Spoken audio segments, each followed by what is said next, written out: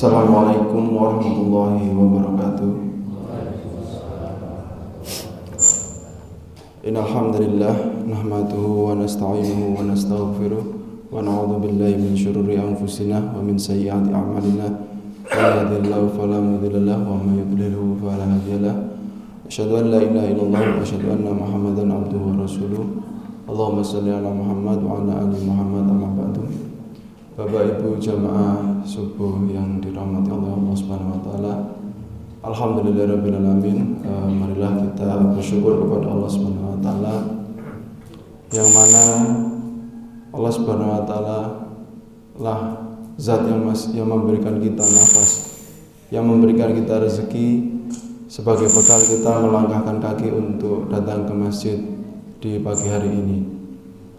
Allah Subhanahu wa taala memberikan kita rezeki berupa nafas sebagai bukti bahwa kita masih diberikan kesempatan hidup di dunia untuk beribadah. Apabila kita sudah tidak membutuhkan nafas lagi, berarti kita sudah bukan berada di dunia lagi. Salawat dan salam marilah kita panjatkan kepada junjungan kita Nabi Muhammad SAW, yang mana beliau yang mengajarkan kepada kita semua tentang doa-doa dan zikir-zikir yang insya Allah dapat menurunkan ridha Allah Subhanahu wa taala kepada kita. Beliaulah yang mengajarkan kepada kita doa Bismika Allahumma ahya wa bismika amut sebelum kita tidur, yang mana dengan doa tersebut kita memohon perlindungan kepada Allah Subhanahu wa taala ketika kita dimatikan sementara. Beliau juga yang mengajarkan kepada kita Alhamdulillahilladzi ahyana ba'da ma amatana wa ilaihin nusyur, yang mana kita diajak untuk bersyukur ketika diberi kesempatan untuk kembali bangun setelah kita mati di waktu yang sementara. Bapak Ibu jamaah sholat subuh yang dirahmati oleh Allah, pagi ini sebentar saya mengajak diri saya pribadi dan juga Bapak Ibu sekalian untuk belajar bersama mengaji salah satu hadis yang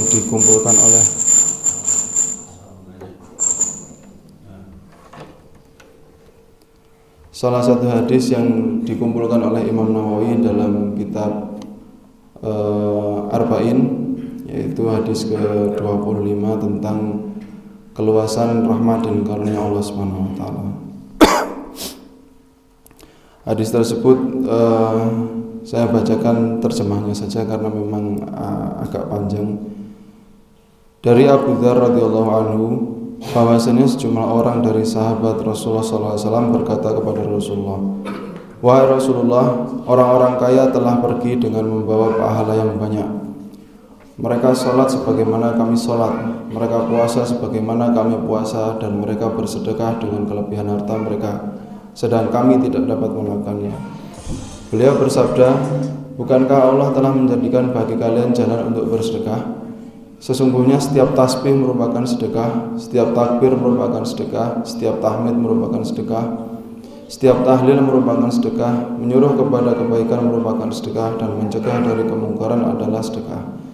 Dan mendatangi istri kalian merupakan sedekah." Mereka bertanya, "Ya Rasulullah, apakah dikatakan berpahala seseorang di antara kami yang menyalurkan syahwatnya?" Beliau bersabda, "Bagaimana pendapat kalian seandainya syahwat tersebut disalurkan di jalan yang haram? Bukankah baginya dosa?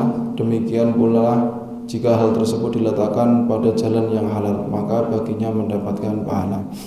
Hadis riwayat Muslim.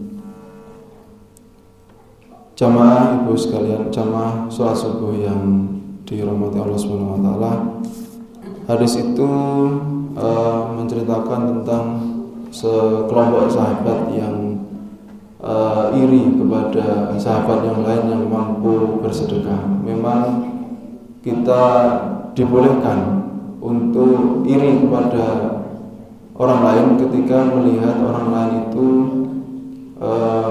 bisa menggunakan hartanya untuk berinfak di jalan Allah. Dari hadis tersebut ada beberapa hal yang bisa kita ambil pelajaran, bahwasanya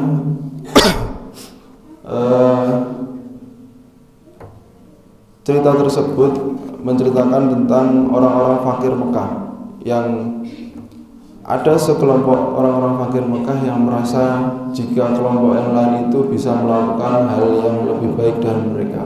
Kita bisa melihat orang-orang fakir Mekah tersebut tidak meminta kepada Nabi untuk diberikan doa cepat kaya, tapi mereka meminta kepada Nabi bagaimana caranya mereka bisa menggunakan potensi yang ada di diri mereka agar bisa menyamai, agar bisa bahkan melebihi sahabat-sahabat yang menggunakan hartanya di jalan Allah. Dari kisah tersebut kita bisa mengambil bahwa yang pertama, kita harus berlomba-lomba dalam kebaikan.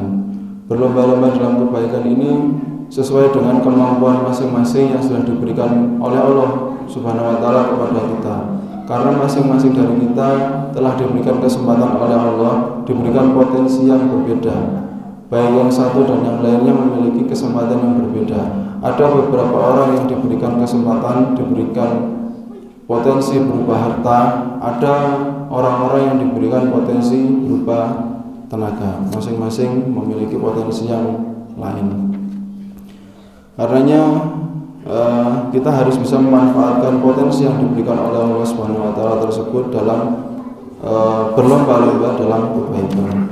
Allah Subhanahu wa taala berfirman dalam surat Al-Mutaffifin ayat 83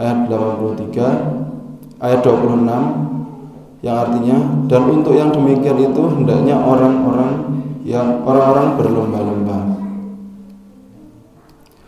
Berlomba-lomba di sini yang dimaksud adalah bersemangat melakukan amal saleh dan menjadi perintah yang dianjurkan kepada setiap muslim. Selanjutnya, pelajaran yang bisa diambil selanjutnya adalah tentang betapa luasnya pintu kebaikan. Rasulullah SAW mengetahui bahwasannya sahabat-sahabat tersebut gelisah ketika melihat ada sahabat yang lain yang sama-sama melakukan puasa, sama-sama melakukan sholat, tapi mereka melakukan hal yang tidak bisa mereka lakukan. Sahabat yang fakir ini merasa dia ingin bisa menjadi orang yang lebih baik, sementara mereka merasa tidak bisa melakukannya. Maka Nabi Muhammad SAW mengingatkan kepada mereka bahwa sesungguhnya pintu kebaikan itu terbuka sangat lebar. Rasulullah SAW menyatakan mengingatkan bahwasannya setiap manusia itu diperintahkan sesuai dengan kemampuannya masing-masing. Dalam surat Al-Baqarah ayat 286 Allah Subhanahu wa taala berfirman, la yukallifullahu nafsan illa wus'aha, laha ma kasabat wa 'alaiha ma iktasabat. Artinya, Allah tidak membebani seseorang melainkan sesuai dengan kemampuannya. Jadi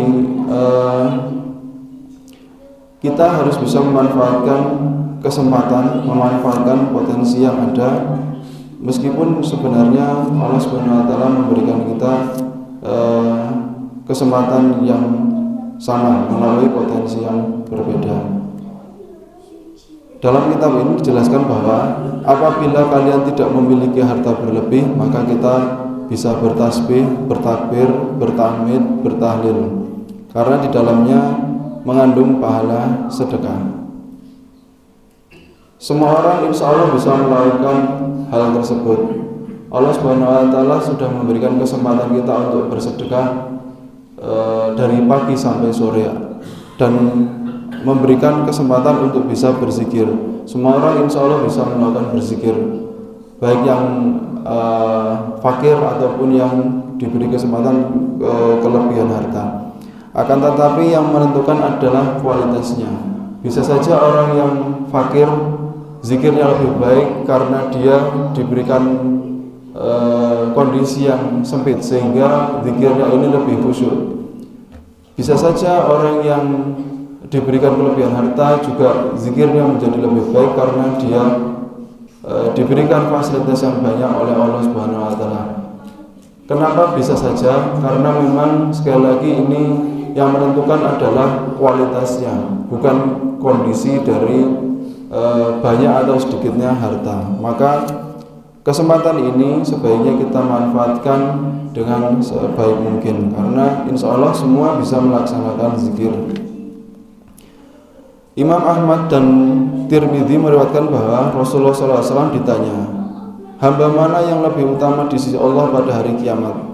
Beliau menjawab, orang-orang yang berzikir, orang-orang yang banyak zikir kepada Allah Subhanahu wa taala. Kemudian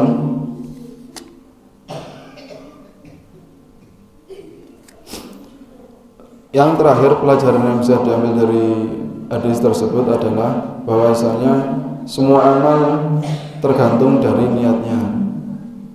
Ini sangat berdasarkan dalil yang sangat masyhur, yang sangat terkenal, bahwasanya semua amal itu dinilai berdasarkan niatnya. Misalkan ketika seseorang itu makan dan minum, ketika dia diniatkan tujuannya adalah untuk menjaga kondisi tubuh dan bertakwa kepada Allah, maka hal tersebut bisa dinilai sebagai ibadah. Bapak Ibu jamaah sholat subuh yang dirahmati Allah, mungkin hanya ini yang bisa kami sampaikan. Kurang lebihnya saya mohon maaf. Bila taufiq wal hidayah. Assalamualaikum warahmatullahi wabarakatuh.